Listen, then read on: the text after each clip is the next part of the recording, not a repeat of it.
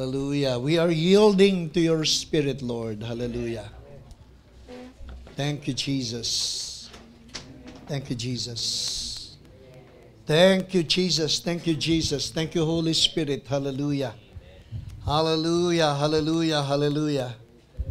Thank you, Lord God Almighty. We are yielding to the Holy Spirit. Hallelujah. Hallelujah. Bless the Lord, O my soul, and all that is within me. Bless the lovely, mighty, precious name of Jesus. Hallelujah. Amen. Lord, we just want to commit and entrust to you the remaining time that we have for this midweek service tonight. We thank you, Lord, and as we submit to the wisdom of the Holy Spirit, we submit to the directions, we submit to the guidance of the Holy Spirit. Our mind, our will, and our emotions choose to praise you, choose to yield, choose to submit to the wisdom of the Holy Spirit. Bless your people tonight. Hallelujah. Even so, I pray that everyone having sickness be healed. Amen. Everyone having burdens be comforted tonight in the name of Jesus. Even those who are watching us through our Facebook live streaming, you continue to bless them. You continue to reach them, Lord God. And we ask that you would not allow this meeting tonight to end not having been blessed by the power of your Spirit. Salamat po, Panginoon, ang maraming pinagkakatiwala po namin sa iyo. Ang nalalabing panahon, naniniwala po kami na kami po ay patuloy na pinangungunahan. We are compelled, we are moved, and we are directed by your Holy Spirit tonight. Salamat po, Panginoon. Pinagkakatiwala po namin sa iyong nalalabing sandali sa pangalan ng aming Panginoong Jesus. Amen. And amen. Palakpakan po natin ang ating Panginoon. Glory be to God. Hallelujah. Magandang gabi po sa inyong lahat. At pagpalain po tayo sa ating pong midweek service. Maging yung mga sumusubaybay po sa atin, sa ating pong global community across the globe. Hallelujah. Kung saan man po kayo naroroon ngayong gabi. Dalangin namin na kayo po'y abutin ng aming pagbati, na kayo po'y nasa mabuti, maayos at pinagpalang kalagayan. Salamat sa Panginoon. Hallelujah. Marami po tayong mga kapatid na sumusubaybay po sa atin kahit man sa ibang bansa. Meron po tayong mga kapatid ngayon na sumusubaybay sa Taiwan. Hallelujah. At praise God. Magandang gabi po sa inyong lahat. Hindi na po ako mag-shout out. Marami po sila. At baka abutin po tayo ng kulang sa panahon. Praise God.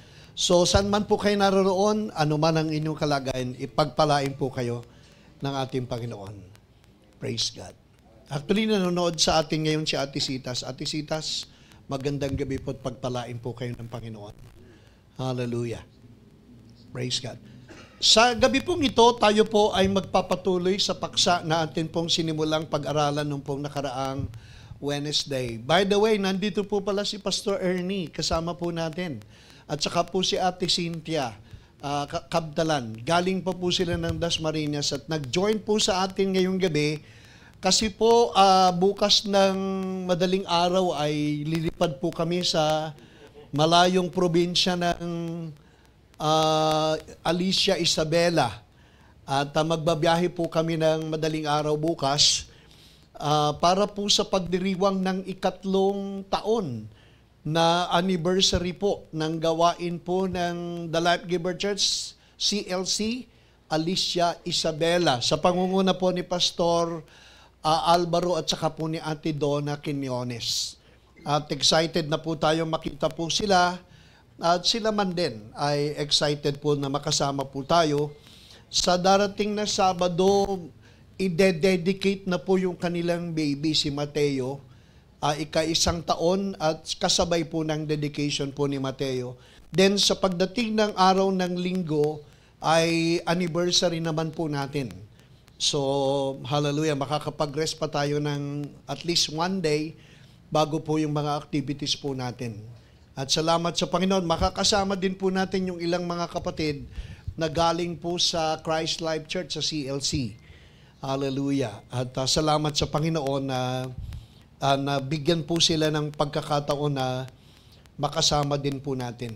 So this coming Sunday. Pero Dahil po doon, kasama po namin si Pastor Ernie at saka po si Ate Cynthia at saka iba pang mga pastor po natin. Pastor Lito, Pastor Ali, hallelujah. Sino po ba? Pastor Jason sila po yung mga kasama natin together with the pastor's wives. Salamat sa Panginoon. Kaya po may iwan yung mga ibang pastor po natin kasi may gawain pa po dito po. Praise God. At excited po kami as much as I know and I believe that they are also excited na makita po tayo. So, ngayon pong gabi, pagpapatuloy po natin ang mensahe na ating pong pinag-usapan at sinimulan talakayin pong nakaraang Wednesday. At hindi ko po natapos. So, pagpapatuloy po natin, then we will be picking up from where we have left off, kung saan po tayo nagtapos. Mag-pick up po tayo ngayong gabi at pagpatuloy po natin. Ang ating pong paksa na sinimulang pag-aralan ay yung pong bakit pinili ng Diyos si Maria. Why did God choose Mary? Pagkatapos po nito, pag-usapan naman natin yung why did God choose Joseph? Tapos pa pag-usapan natin yung why did God use the shepherds. Na po, so yun naman ang pag-uusapan natin. Tapos yung po mga elemento ng kanyang kapanganakan, yung unang Pasko, tulad po yung lampin, sabsaban, pag-uusapan po natin yon yung tatlong hari. Nasa harapan ko kasi po si Pastor Leo, tatlong hari. So pag-uusapan po natin yung mga hari, hindi po tatlong hari, yung mga pantas. Pag-uusapan po natin bakit ipinapatay ni Herodes yung 2 taon pababa na mga sanggol. Pag-usapan po natin yung ano ang kahulugan at kabuluhan ng kanilang mga alay na inihandog kay Jesus at marami pang iba. Gaano karami yung unang nangaruling na mga anghel. Hallelujah, yung multitudes of angels, nagsimula silang umawit, yung unang caroling ay naganap. So marami pong mga sangkap na pag-uusapan po natin patungkol sa Kapaskuhan. Ang dami po kasing mga traditional at religious beliefs na hindi po nasasalig at nababatay sa kung ano yung sinabi ng Bible. At siguro napapanahon na para itama po natin yung mga kinagisnang mga aral na hindi naman nakabatay at hindi naman nakatungtong sa banal na kasulatan. Para sa ganoon, kung magdiriwang tayo ng Kapaskuhan, alam natin yung katuturan at kahulugan ng ating pagsasaya at pagdiriwang. Hindi lang tayo nakaayon sa kinagisnan, hindi lang tayo nakaayon sa kung ano yung narinig nating mga kwento ng ating mga ninuno, kung hindi ang magiging batayan at basihan ng ating pagdiriwang ay naaayon sa sinasabi ng banal na kasulatan. So pag-usapan po natin yan. At kung kailan tayo matapos, halimbawang hindi pa dumating ang Panginoon at hindi pa mag-rapture, at bigyan tayo ng pagkakataon mag-celebrate pa ng Pasko. Ilang araw na lang ba?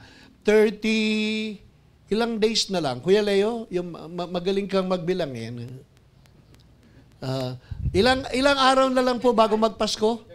35 days. 35 days. Tama ba? 35 days? 20 ngayon eh. November 20 ngayon.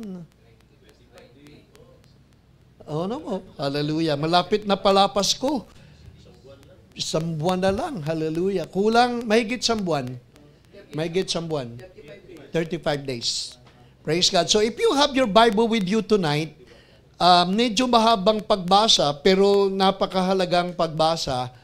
Simulan po natin sa Ebanghelyo ni San Lucas, Kabanatang 1, at ating pong tunghayan ang talatang magsisimula sa 26 hanggang sa 39. So medyo mahaba, ano po?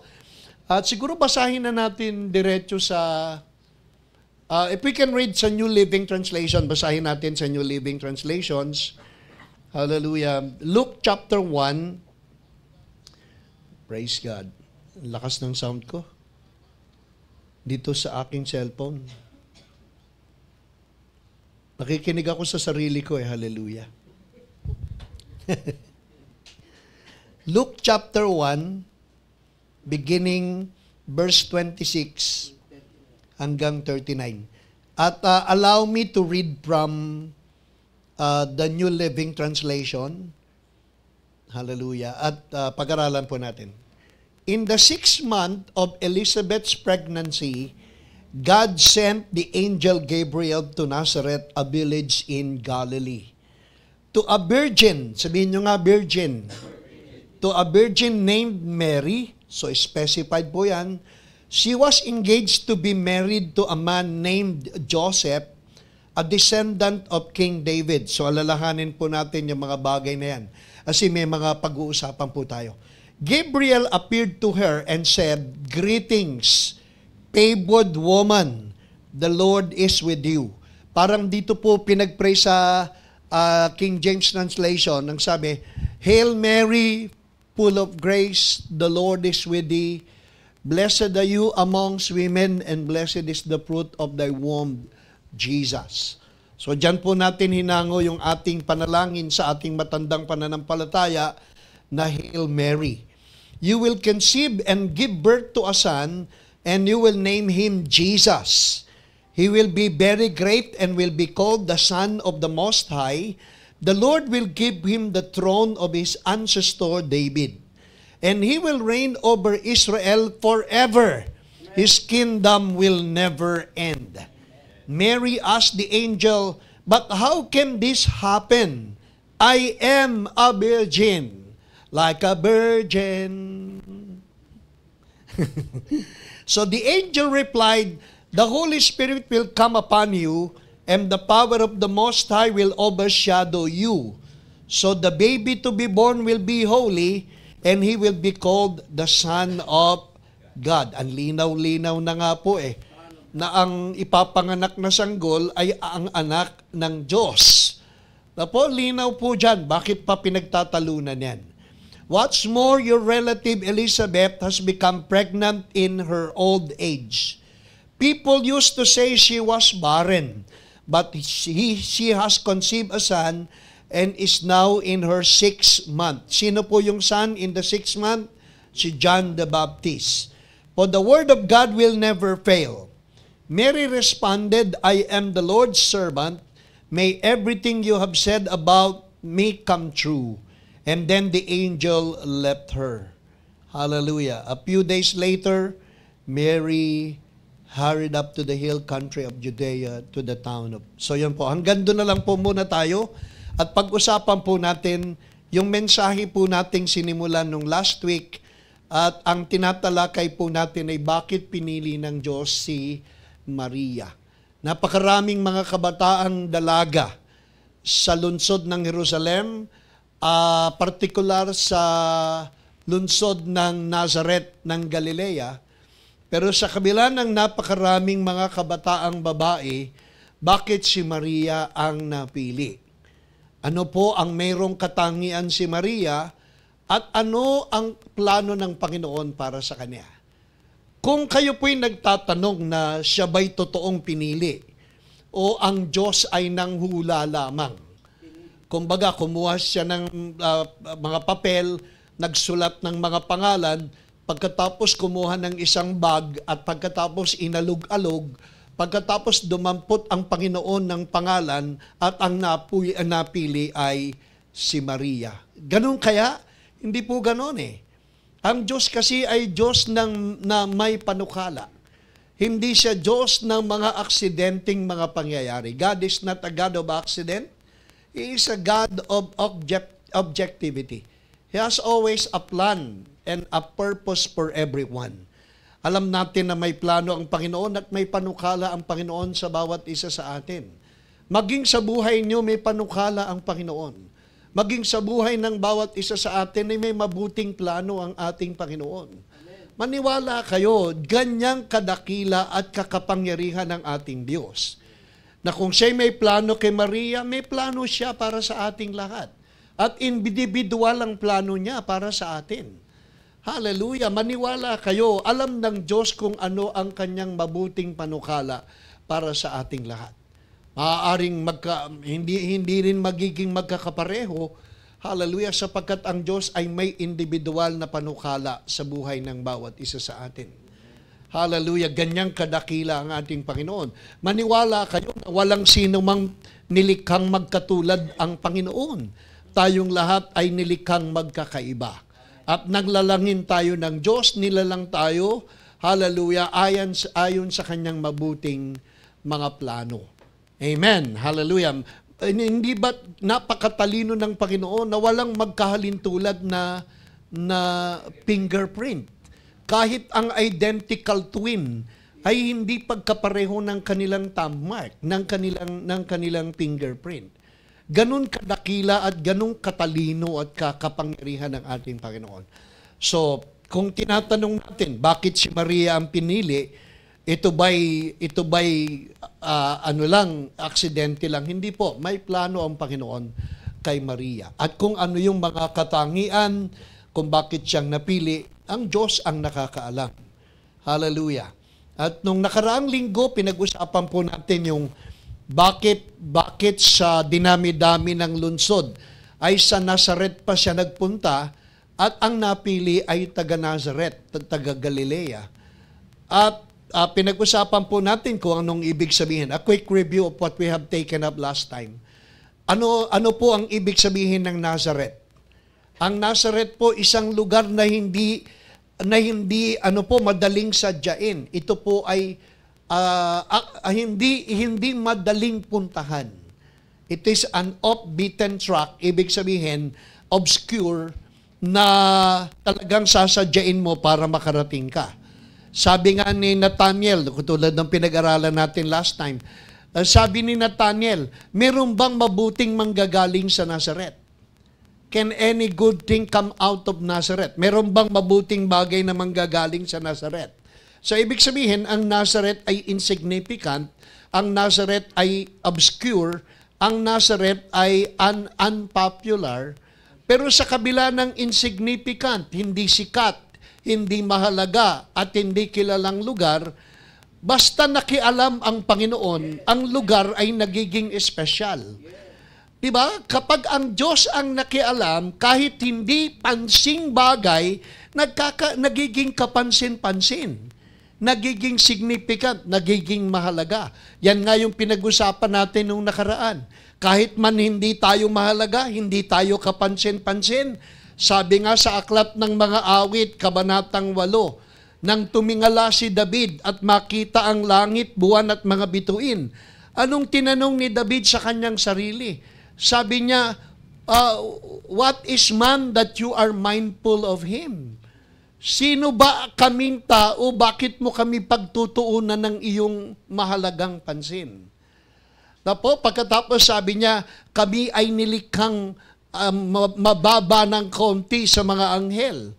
At ang anghel na binabanggit doon ay Elohim. At ibig sabihin, mas mababa tayo ng konti sa Diyos, hindi sa anghel. We are created a little lower than gods, not the angels.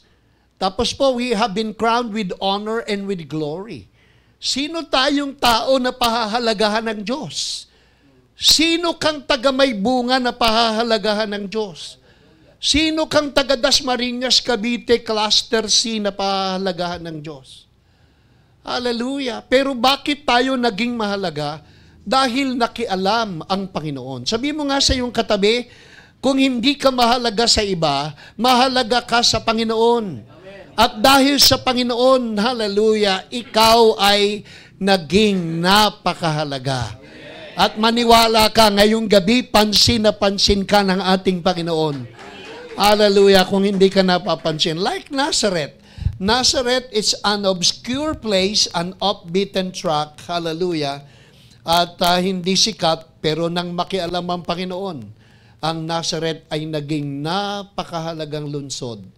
Hallelujah, na nagkaroon ng puwang at bahagi sa kasaysayan ng ating Panginoon. Pinag-usapan po natin last Wednesday, ang kahulugan ng Nazareth ay a shoot or a branch. Ang sabi sa Isaiah 11:1, ang maharlikang angkan ni David ay parang punong pinutol, pero kung papaanong ang tuod ay nagkaroon ng usbong, darating ang isang bagong hari mula sa angkan ni David. Isaiah chapter 11 verse 1, Hindi coincidental at hindi aksidente ng ibig sabihin ng Nazareth, hallelujah, ay branch or a shoot. Kung bakit ay sapagkat isang clan o isang bahagi ng lahi ni Haring David ay nag-relocate at nang mag-relocate doon sa Nazareth na punta. Kaya hindi po aksidenteng isang angkan ni Haring David nang ma-relocate ay nagpunta sa Nazareth. Ang ibig sabihin, nag-branch out yung angkan ni David at napunta sa Nazareth. At ang ibig sabihin ng Nazareth ay branch, nagsanga. Hallelujah. At doon sa Nazareth, ang sabi ng mga Bible scholars ay 100 to 150 people lang originally ang mga tao roon. Siguro dahil sa nanganak, dumami na sila, nag-procreate, nag-reproduce.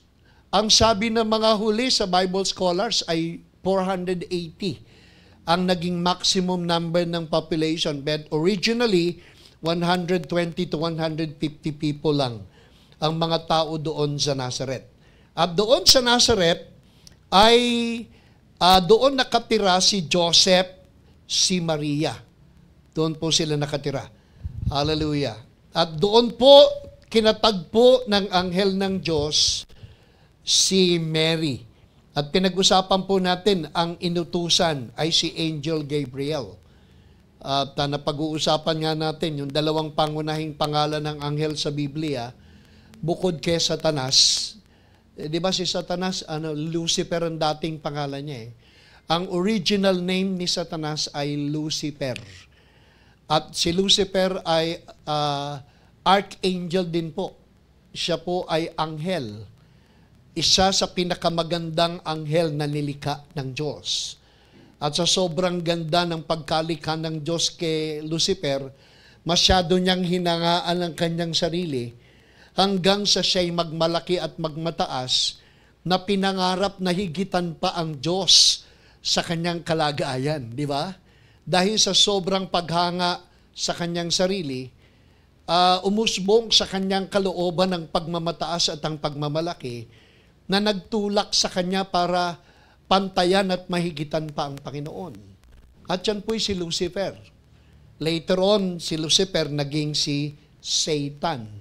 Naging si Satana. Minsan ay Diablo.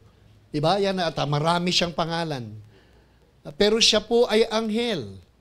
Nalilikha din ng Panginoon. At sa mga anghel na nilikha ay si Michael, Archangel Michael, yung pumatay ng 185,000 na Assyrian armies na tropa ni Sennacherib. Diba sa kasaysayan ng 2 Kings chapter 19, 2 Kings chapter 18, chapter 19, si Archangel Michael pumatay ng 185 Assyrian army sa isang magdamag lang. Apo, si Archangel Michael po yun. Tapos meron pang isang Archangel ang pangalan, si Gabriel. Nung isang araw, binabasa ko po yung 2 Kings 19. At humanga ako dun sa kapangyarihan ng Diyos sa pamamagitan ng isang anghel na si Michael. Pinatay niya 189,000 na well-trained na Assyrian army. Isang magdamag lang po, isang anghel lang ang pumatay. Kaya po si Hezekiah, ng panahon nito, si Hezekiah ang hari eh. At si Hezekiah walang nagawa kundi lumuhod at magpatira pa sa kapangyarihang ginawa ng Panginoon na pumatay ng 189 well-trained na mga sundalo, Red Army, kung tawagin, Red Army ni Haring Sennacherib. Po si Archangel Michael po yun. Pero si Archangel Gabriel, kapag may uutusan ng Diyos para may ilathala at ibalita, ang ginagamit na Archangel ay si Archangel Gabriel. Kaya kapag kayo po'y nanaginip at kinausap kayo ng anghel, hindi si Michael ang kumakausap sa inyo, kung hindi si Gabriel. Amen po. So kung mag-i-interpret kayo ng panaginip at meron na naginip kayo na kinausap kayo ng anghel, ang anghel na kumakausap para magbalita at maglathala ay Anghel Gabriel. At dito po nag-usap si Archangel Gabriel at si Mary. Hindi kaya si Archangel Gabriel bilang mensahero ng Diyos ay walang pakpak? Kasi ang pananaw natin sa Archangel, may pakpak. Tapos nakasuot, di ba? Hindi kaya kinakausap ni Maria si Gabriel kung bakit ay nasaan yung tao si Archangel Gabriel? Hindi ba minsan may kinakausap ka anghel na pala?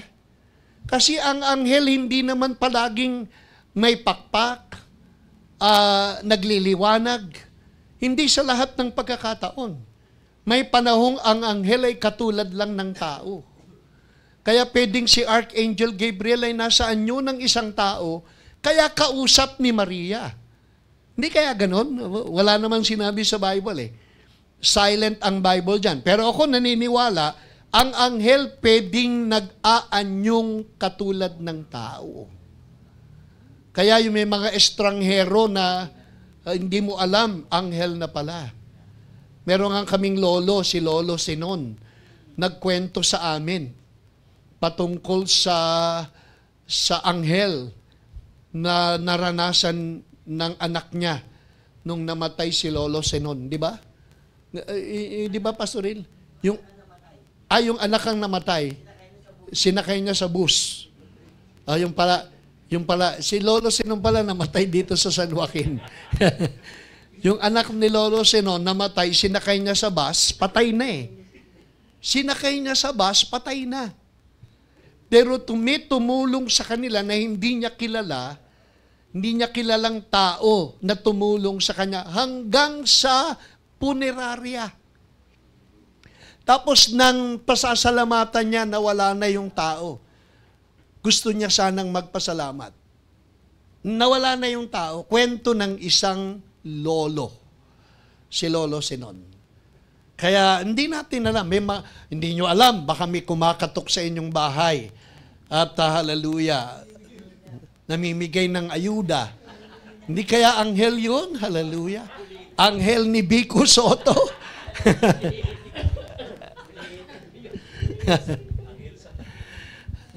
Meron kasing kilala akong manghuhula eh. Manghuhula yung may-ari ng bahay, may kumatok. Sabi, sino yan?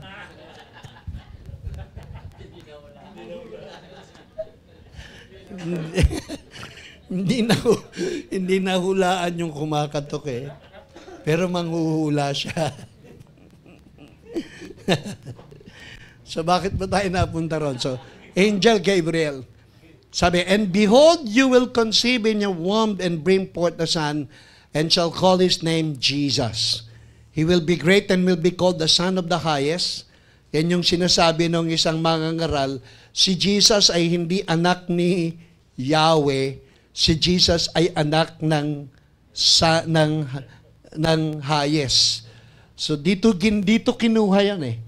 Isang aral ng isang mangangaral na si Jesus daw ay hindi anak ni Yahweh, si Jesus daw ay anak ng Most High God. Galing kasi dito, Son of the Highest. And the Lord will give him the throne of his father David. So pinag-usapan po natin nung nakaraan, bukod dun sa Nazareth, na bakit si Mary ang pinili.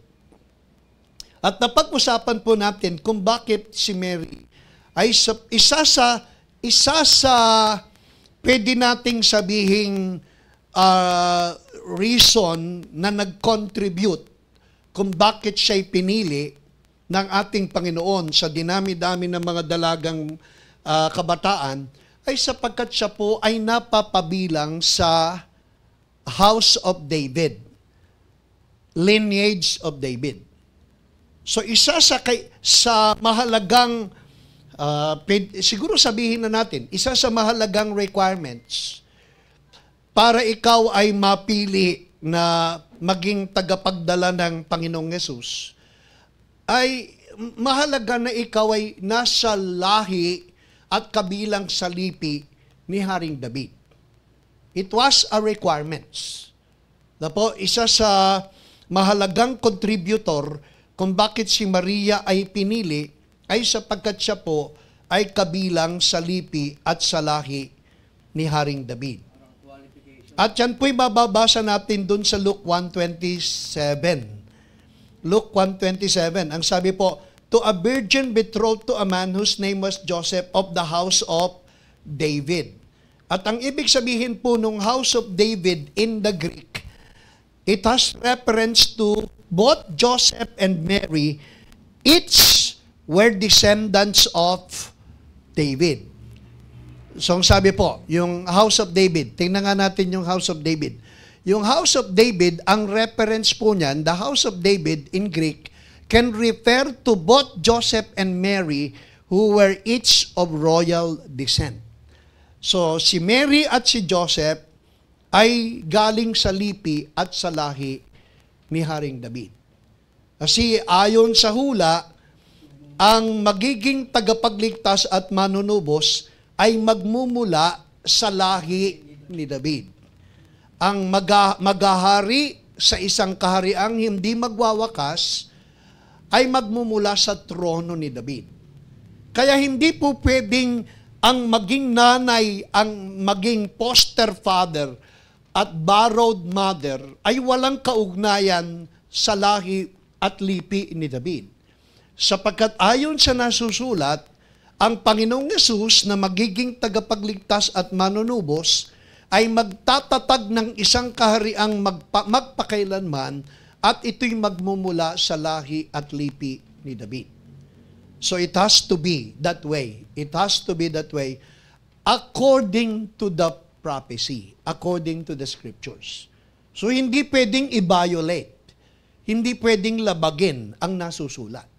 At ayon sa nasusulat, ang panggagalingan ng hiniram na ina at poster na ama ay galing sa lipi at lahi ni Haring David.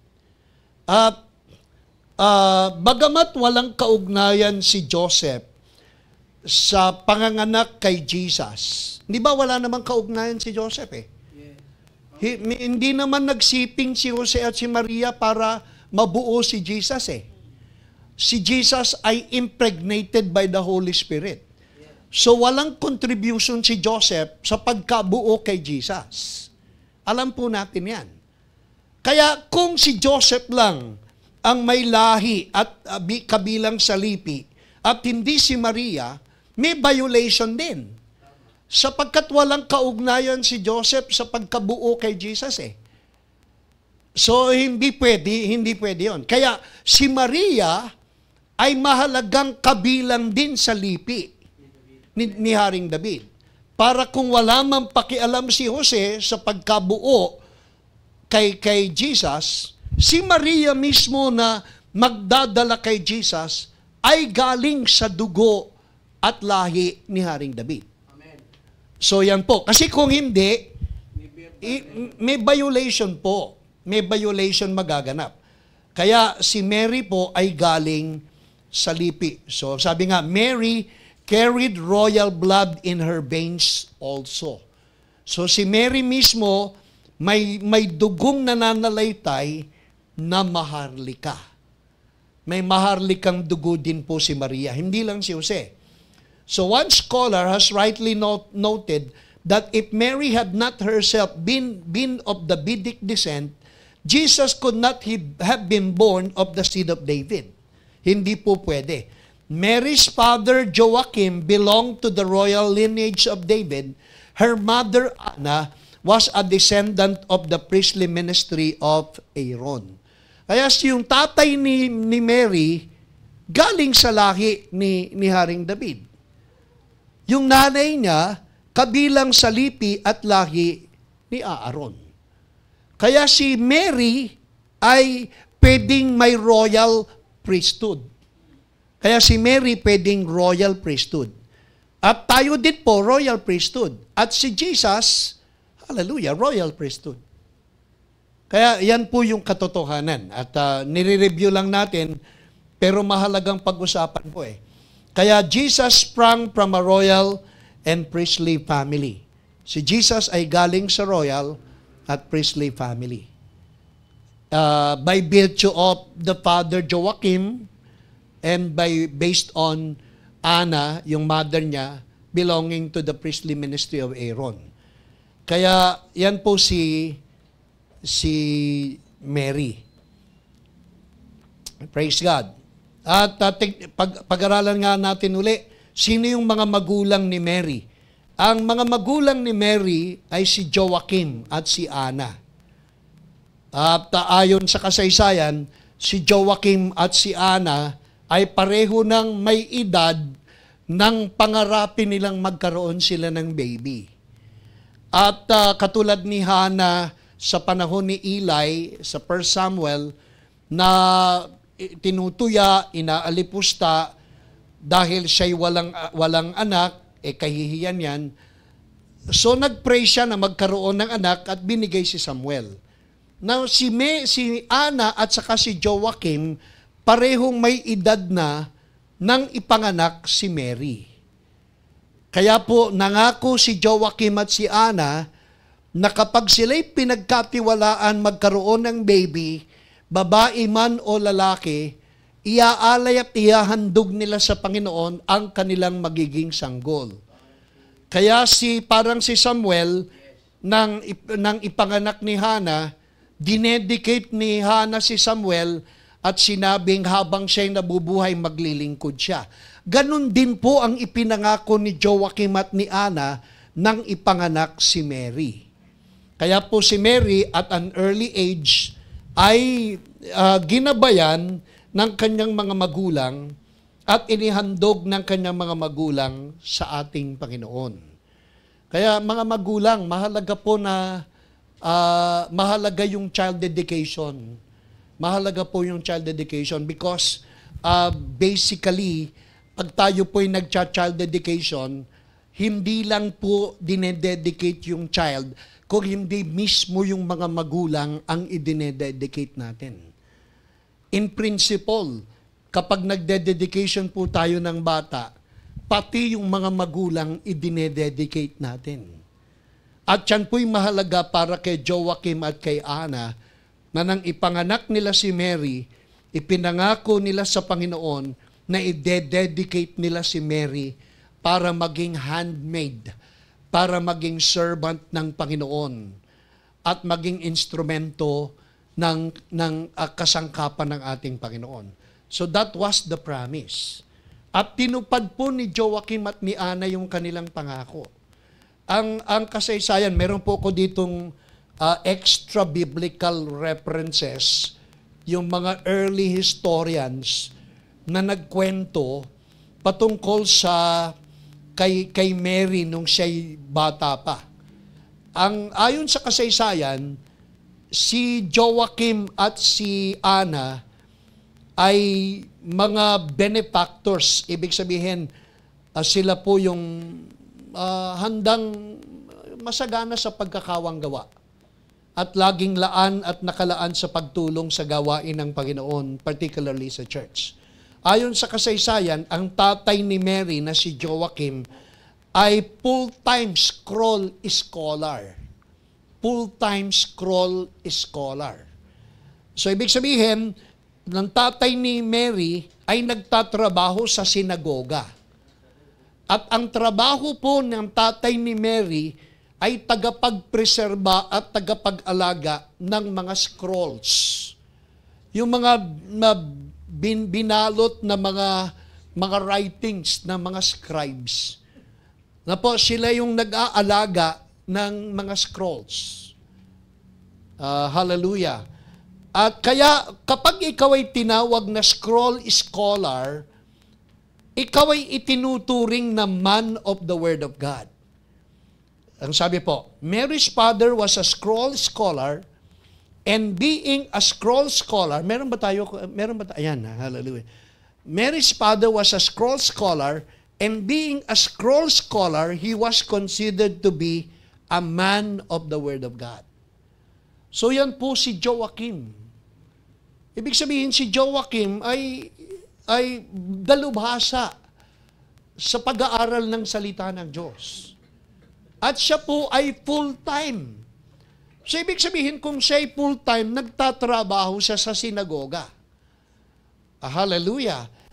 Kaya kung ito'y totoo, maniwala kayo na si Mary ay nagabayan at napatnubayan sa pamamagitan ng salita ng Diyos. So, maliit pang bata si Mary, naririnig niya na ang mga salita ng Diyos. Meron pang ang isang kasaysayan na si Mary ay ini-enroll sa isang eskwelahan para sa mga bata, babae, para po mag-aral ng salita ng Diyos. At ito po ay sa Sepphoris, isang 5 or 4 miles away from Nazareth. Merong isang lungsod na kung tawagin po ay Sepphoris. At yung Sepphoris po, yan ang naging tahanan ng mga Sanhedrin. Diyan nakatira yung mga senador.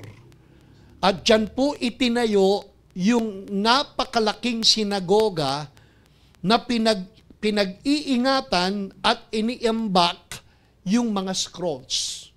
Ang tawag po sa lungsod ay lungsod ng Sepphoris. Meron ba tayo nun, Kuya Noel? Meron ba tayo nun? Hallelujah.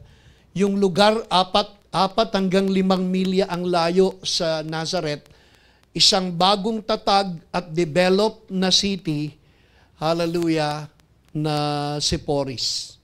Ito na pala yung susunod. In Christian terms, we could say that Mary's father was a dedicated man of the word, and as such, he and his wife Anna were committed to doing the will of God. Hallelujah. Therefore, Mary would have been influenced by her parents' commitment to the word of God and to a lifestyle that revolved around faith. Ayan po si Mary. So, hindi basta-basta. Hindi basta-basta po si Mary. At sa dinami-dami, siya ang pinili ng ating Panginoon. Kung bakit, ay sapagkat mayroon pong background si Mary na spiritual. May background si Mary na may pananampalataya. Hindi naman siguro pipili ang Panginoon ng basta-basta, just girl. Pipili ang Panginoon ng siguradong magiging pagpapala. Hallelujah. So yan po si Mary. Anong oras na po? 8:00, parang review na naman lang tayo. Hindi na naman tayo matatapos nito eh. Isa pang bagay, Mary was a virgin. Dito tayo nagtapos eh. Mary was a virgin. Naniniwala ba kayo na si Mary ay virgin? Malinaw po sa binasa natin, si Mary po ay virgin. Kaya lang may iba-ibang pananaw patungkol sa birhen eh. At ngayon may itatama tayong pananaw. So pag-uusapan po natin, ano ba ang ibig sabihin ng virgin? Tingnan po natin yung 1:26-27. Now in the 6th month, the angel Gabriel was sent by God to a city of Galilee named Nazareth to a virgin. So to a virgin, malinaw po birhen si Maria, to a virgin, engaged to be married to a man whose name was Joseph. So engaged pa lang po, virgin pa siya at engaged pa lang to a man whose name was Joseph. Yung betrothed, ito po'y malalim na English na ang ibig sabihin po ay nakatakdang ikasal kay Joseph. Betrothed is engaged to be married. Hallelujah. Ang tawag po, may betrothal kasi sa mga Hudyo, may betrothal eh. At yung betrothal, 1 taon bago itakda ang kasal, merong betrothal ceremony. At yung betrothal, training po yan at preparation para sa pag-aasawa. Kaya may betrothal, 1-year preparation para maging mature at i-prepare yung pag-aasawa. At sa betrothal, hindi kayo magkasama ng lalaki. Kung magkasama man kayo ng lalaki, hindi kayo pwedeng magsiping. Kasi sa betrothal, may training para i-preserve yung virginity. Inaalagaan yung pagkabirhen. Kaya training po yan, preparation po yan. At para sa mga Hudyo, napaka-noble, napaka-honor ng marriage. Seryoso sa kanila yung pag-aasawa eh. At dahil napakaseryoso sa mga Hudyo ng pag-aasawa, pinaghahandaan talaga nila yung pag-aasawa. Hindi katulad ngayon na po. Ngayon, hindi na mahalaga yung yung durog na kaluluwa, ayaw pang magpatali. Hallelujah. Amen. Kung matatakasan, tatakasan pa. Kasi kaya, kita nyo, marami namang basta lang pasok ng pasok sa pag-aasawa, kaya paglipas ng mga araw, hindi nagiging successful yung marriage. Kasi hindi po pinaghahandaan, hindi ginagalang, hindi pinararangalan ng pag-aasawa. Kaya kung ganyan ang kultura ngayon, sana yung kultura ng mga born again, maging counter din sa kalakaran. Kalakaran kasi, lalo kung mapunta kayo sa Korea, ang kalakaran sa Korea, 1 taon muna tayo magsasama.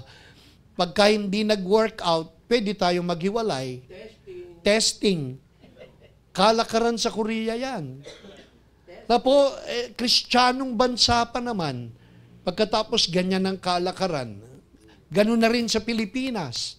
Ngayon, pag hindi nag-workout, kaya ang daming ikinakasal na cohabitation, kasi nagsasama na ng maraming panahon. Pagkatapos, pagka-effective, wala nang magawa, magpakasal na.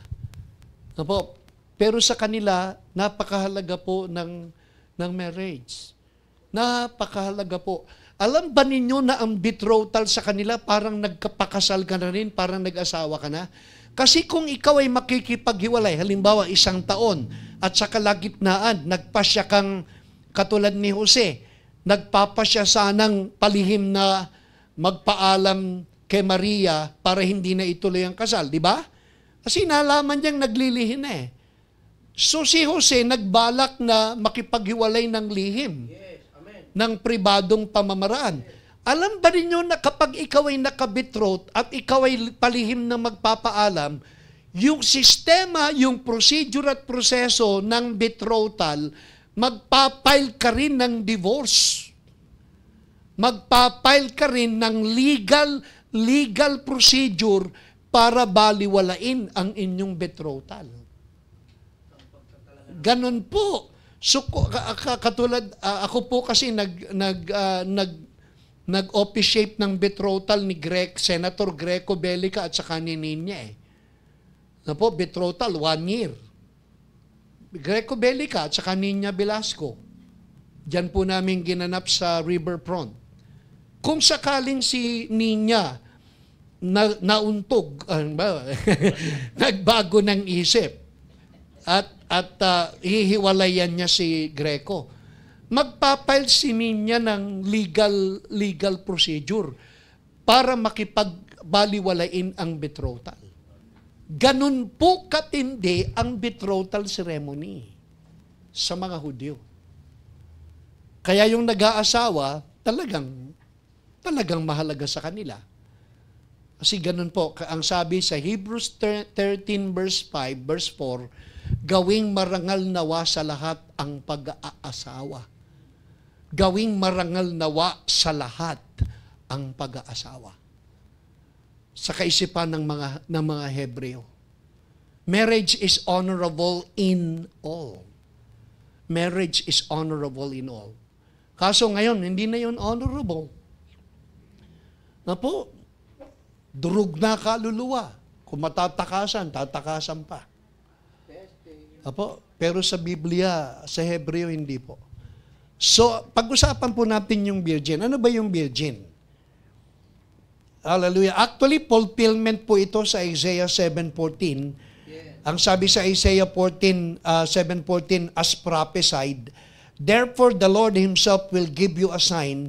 Behold, the virgin shall conceive and bear a son, and shall call his name Emmanuel. Emmanuel means El God, Mano with, in us.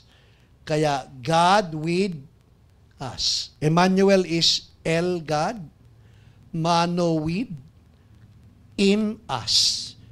Ang pagbasa sa Hebreo ay mula sa kaliwa, pakanan. Kaya pag binasa mo, El God, Mano with, Him as God with us. Yan po yung Emmanuel. Ang English natin pagbasa, Emmanuel. Ang pagbasa ng mga Hudyo, pabalik. El Manoim. El Manoim. Hallelujah. So, ganun po. God with us. So, virgin. Tingnan po natin ang kahulugan ng virgin. Tapos, discuss natin. Mag-pick up na tayo.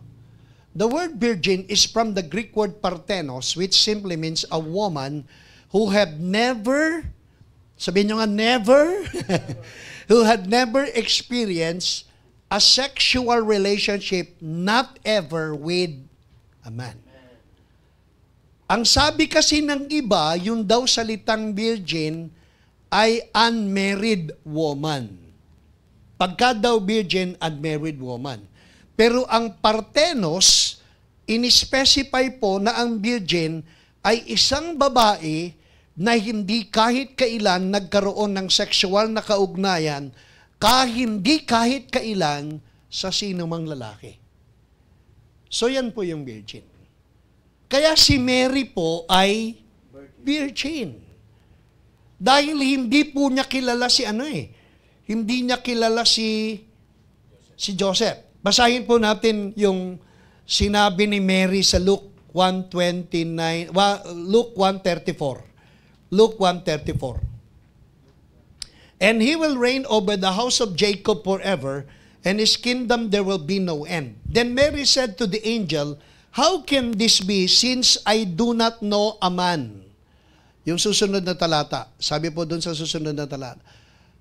How can this be since I do not know a man?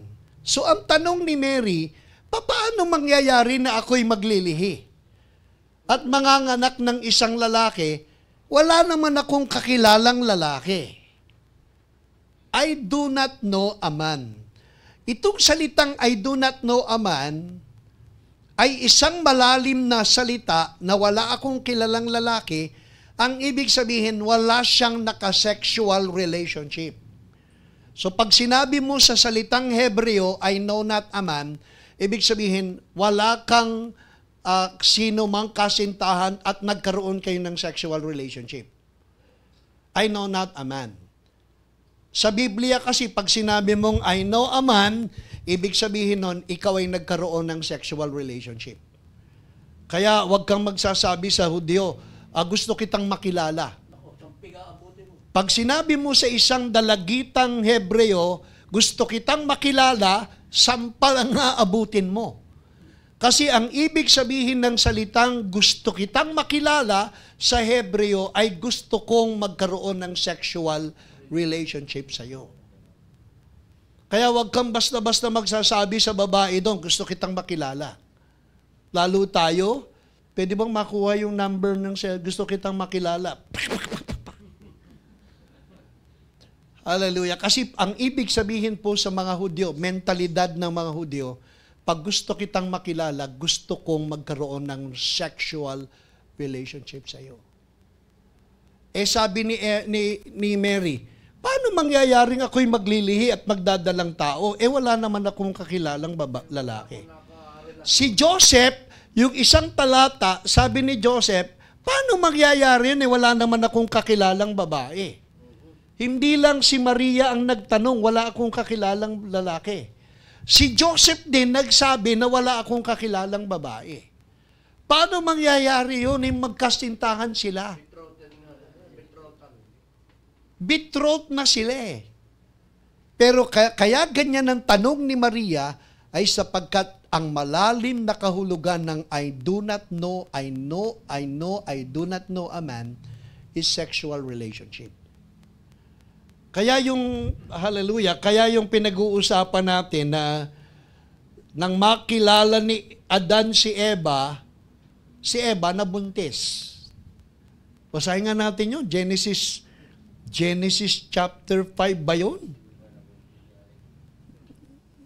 Hallelujah. Gagamitin lang natin yung salitang nakilala. Nakilala. Genesis chapter 5. Genesis chapter 5 ba? Chapter 4. Hallelujah. Maganda lang pag-aralan eh. Ito po. Genesis chapter 4 verse 1.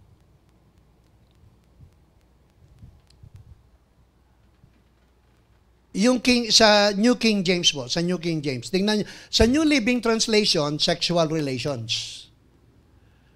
Pero pag tinignan niyo sa original, sa King James o New King James, sabi po, now Adam knew Eve. Ano po yung ibig sabihin ng new? New living. Yung new, nakilala sa Tagalog. Ano po sa New Living? Sa New Living, yung salitang new, ito po ibig sabihin. New Living. Ayan po. Adam knew, sa New Living, Adam had sexual relationship with his wife. And she became pregnant. So, nang sabihin ni Mary, I do not know a man, ibig sabihin ni Mary, I do not have any sexual relationship. Sa 4:17. 4:17.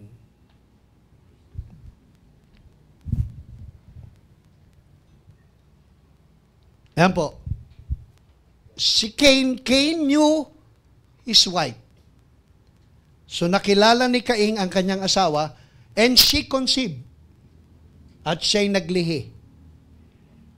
Pag binasa mo yan sa New Living Translation, and Cain had sexual relationship with his wife. And she conceived. Opo, so sabi ni Mary, I do not know a man. I do not know. Sexual relationship.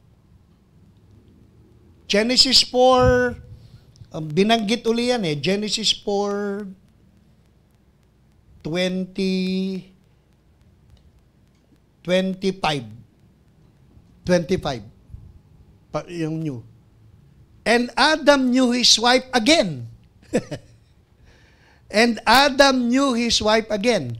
Genesis 4:1, Adam knew his wife and she conceived. Tapos, and Adam knew his wife again and she bore a son. So, tatlong talata, ginamit yung salitang new at yung bawat talata, kapag nakilala, nagbubuntis. Kaya pag pumunta kayo sa Israel, huwag niyong sasabihin sa dalagang babae, gusto kitang makilala.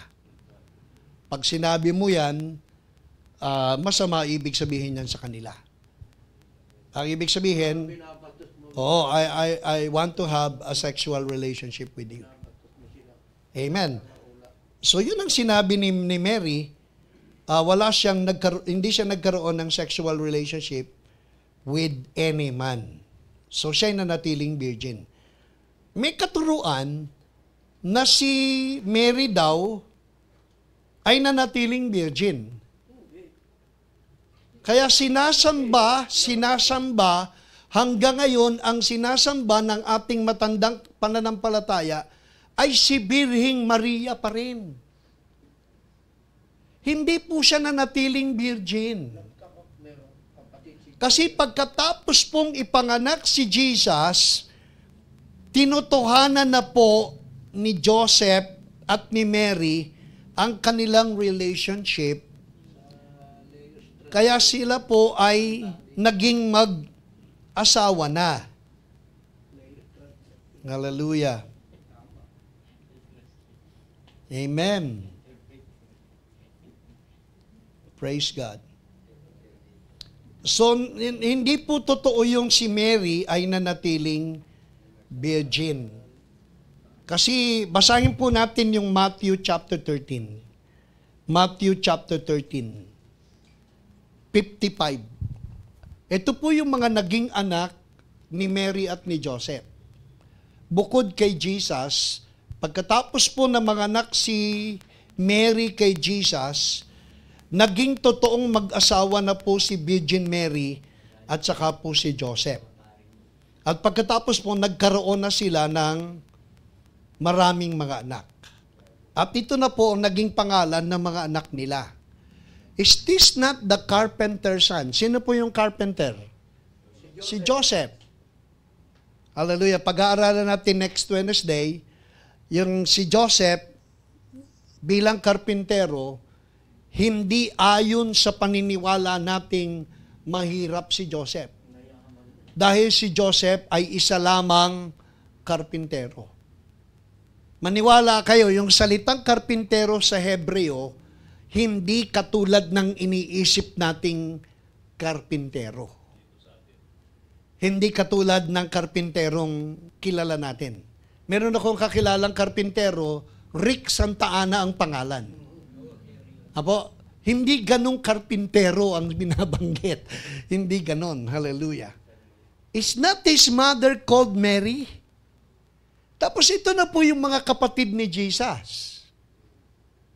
So paano mananatiling birhen pa si Maria? Nagkaroon na ng anak si Joseph at si Maria at ito yung mga naging anak nila. Ang sumunod kay Jesus, si James. Sumunod kay James, si Joseph. Sumunod kay Joseph, si Simon at panghuli si Judas. Si James ang writer ng Book of James. Si Judas ang writer ng Book of Jude. Mga kapatid ni Jesus. Apo, hindi Judas Iscariot. Apo. Tapos basahin natin yung 56. Sabi, and his sisters. So may kapatid si Jesus na babae. Palibhasa plural, ibig sabihin, minimum dalawa. So kung dalawa, tapos 4 o 5, ibig sabihin ng kapatid niya 7.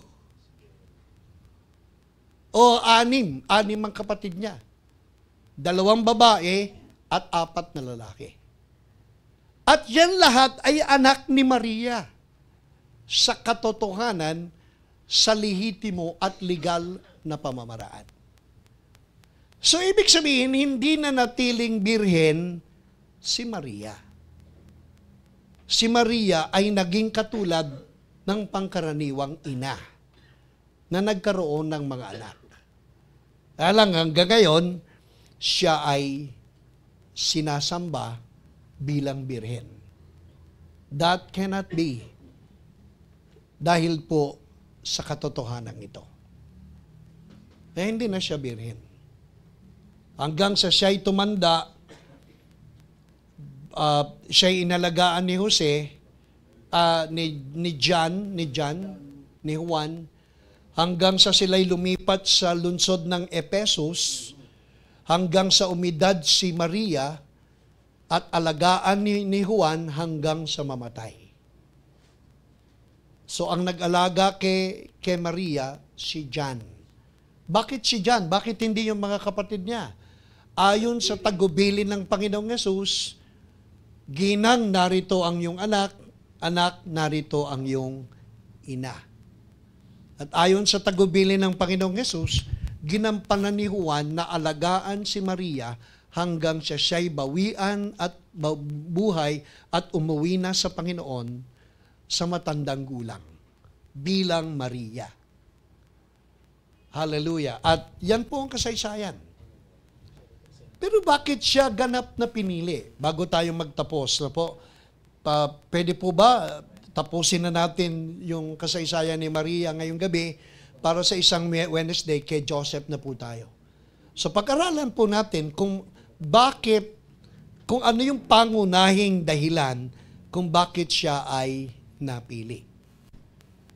Hallelujah. Basahin po natin yung 37, hindi po. Hallelujah. Magmula sa 28. Praise God. Hallelujah. Pauwi na po. Hallelujah.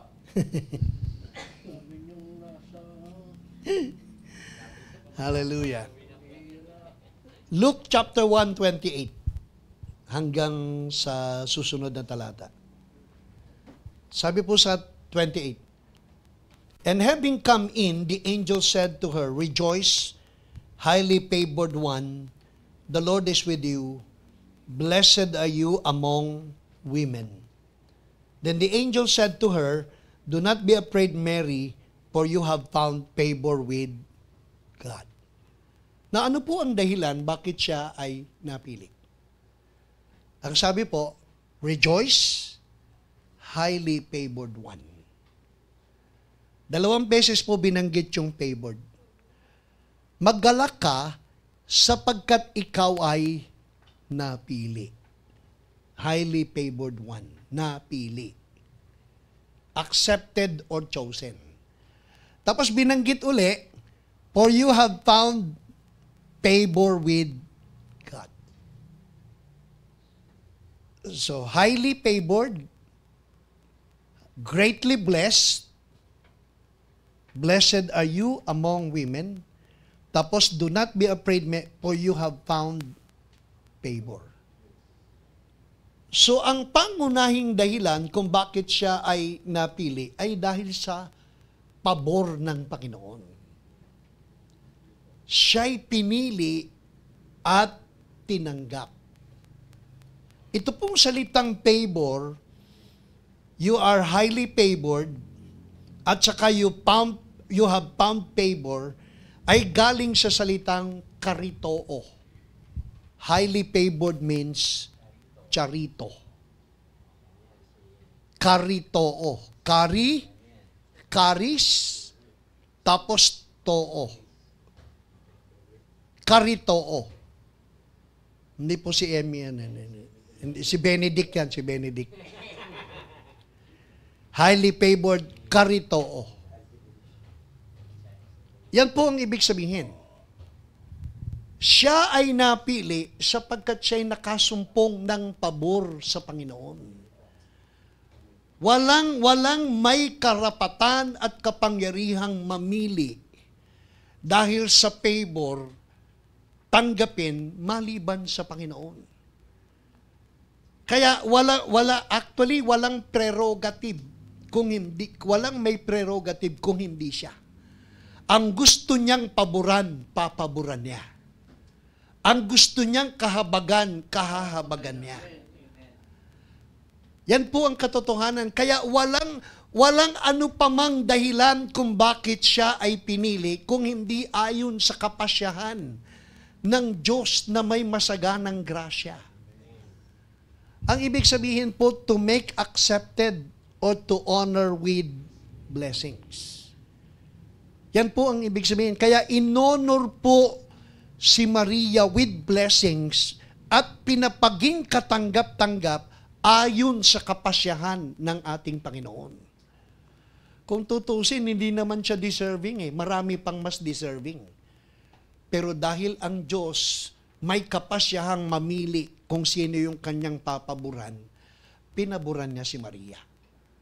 At kung tatanungin natin bakit, ano ang dahilan mo, ang Diyos lang ang may kapangyarihang magsabi kung sino yung gusto niyang paboran at kung sino yung gusto niyang pagpalain. Maniwala kayo, hallelujah, she have found favor with God. Nakasumpong siya at nakatagpo ng pabor ng ating Panginoon. And favor means a gift given as a token of His high regard, a token of His unconditional love, and a token of His preferential treatment. Ang Diyos lang ang may karapatan. Ang Diyos lang ang may kapangyarihan magkaloob ng favor. At papaboran niya kung sinong gusto niyang paboran. Pagpapalain niya ang gusto niyang pagpalain. Mamahalin niya ang lahat ng gusto niyang mahalin. Hallelujah. At yan ang naranasan ni Mary. Karitoo. Praise God. Bago tayo magtapos, marami pa sana ito. Naniniwala ba kayo na isang beses lang ginamit ito kay Maria? Kay Maria lang po ito ginamit. Walang pinaggamitan ng ibang salitang karitoo kung hindi kay Maria lang. Maniwala po kayo, wala sa Bible na ginamitan ng salitang karitoo, highly favored, kung hindi si Maria lang. But I have a good news to all of you. Ngayong gabi, ang sino mang nakipag-isa kay Kristo ay pinagkalooban ng karapatang gamitin ang salitang charitoo. At yun ay walang iba kung hindi yung katabi mo. Sabi mo nga sa yung katabi, ang salitang ito na kay Maria lang ginamit ay ginagamit para sa'yo ngayong gabi. Ginagamit para sa'yo. Kaya kung si Maria ginamit ito, hindi ko alam bakit ginamit sa'yo. Hallelujah. Si Maria lang ang pinaggamitan nito. Pero ang tanong, bakit pinaggamitan, bakit ito ginamit sa'yo? Bakit ikaw ay highly favored? Bakit ikaw ay greatly blessed? Bakit ikaw ay dearly valued? Bakit ikaw deeply loved? Because of the grace of God. Alam niyo po ang dahilan? Because of our union with Jesus, tayo po ay ibinilang na highly favored. Yung susunod po, hallelujah, bago tayo mag-pray, sino mang nakipag-isa kay Kristo Jesus, because of our union with Jesus Christ, we also are highly favored. Amen. Nang makipag-isa ka kay Kristo Jesus, sino man kayo, huwag mong sabihin wala kayong halaga, hindi kayo pansin, wala kayong katuturan. Huwag niyong sabihin yan. Kung may Kristo ka sa iyong puso't nakipag-isa ka, ginawa mo siyang Panginoon at sarili mong tagapagligtas, maniwala ka, ang pakikipag-isa mo sa Kanya, ang naglalagay sa iyo sa posisyong ikaw ay labis na kinalulugdan ng ating Ama at pinagpapala ng ating Panginoon.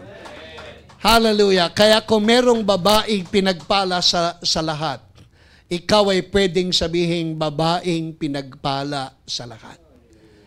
Kung merong babaeng pinagpala sa lahat, may mga lalaki ngayong gabi na pinagpala sa lahat. At ito'y walang iba kung hindi ikaw na ngayon ay naniniwalang may nananahang Kristo sa iyong puso. Because of our union with Jesus, we are also considered, hallelujah, highly favored. Kaya ikaw ay karitoo. Hallelujah. At ito po ay, ang scripture foundation natin ay Ephesians chapter 1 verse 6. To the praise of the glory of His grace, by which He made us accepted in the beloved. The word made us accepted is karitoo. Highly favored sa Luke chapter 1, made us accepted in Ephesians 1 verse 6. And we have been made accepted in the beloved. Ang beloved ay si Jesus lang. Si Jesus lang po ang beloved.